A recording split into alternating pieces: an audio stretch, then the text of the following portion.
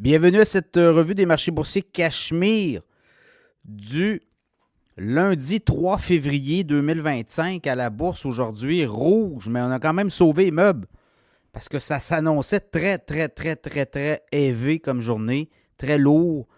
Et finalement, coup de tonnerre, le Mexique, autour de 10h20, le Mexique qui annonce avoir conclu une entente avec Donald Trump sur les frontières. On envoie 10 000 soldats aux frontières et pour la suite des choses, on reporte de 30 jours les tarifs. Donc, c'est là que ça refait un bond, ça a remonté, mais quand même. Rouge, les indices sont tous finis dans le rouge. Je regarde le S&P, le TSX à Toronto, 291 points de baisse, 25 241. Le Dow Jones, 122 points de baisse, 44 421. Le Dow Jones, à un moment donné, avait 600 ou entre 5 et 600 points de baisse. Et on est revenu dans le vert à un moment donné et on a redescendu un peu. Quand même, le S&P 500, 45 points de baisse, 5 994. Le Nasdaq, 235 points de baisse, 19 391. Le pétrole a monté de 63 cents à 73,16. Le pétrole, tranquillement, remonte. Le Bitcoin est revenu, monté de 4 508 102 119 et l'or a monté de 19,30 2 815,20 l'once d'or. C'est surtout Donald Trump. Le dollar canadien aussi a très bien terminé, là. 69 cents, 69,3 cents au moment où je vous parle. Le Canada aussi est épargné, là. On a un sursis de 30 jours sur les tarifs.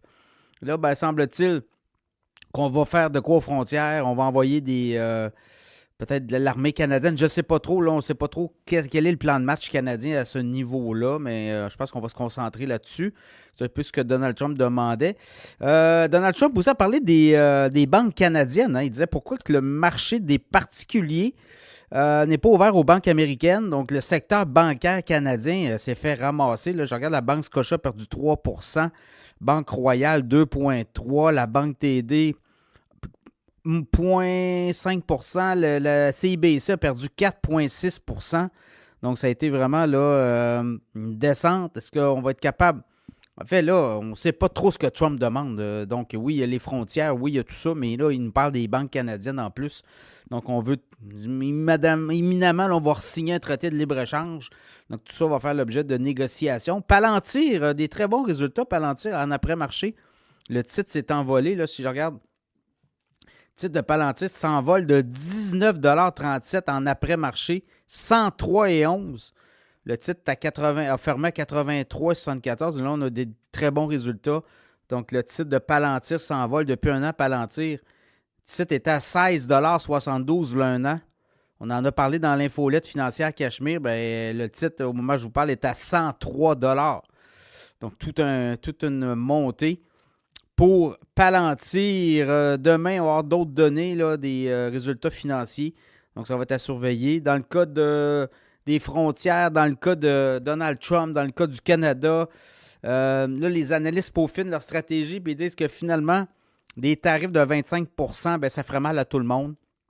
Non seulement ça créerait de l'inflation, mais ça réviserait toutes les perspectives de profit des entreprises à la bourse, non seulement du côté américain, mais du côté canadien. Donc, ça ferait chuter les marchés boursiers on dit entre 5 et 10 %. Certains parlent même de 15 à 20 % pour la bourse canadienne. Pourquoi?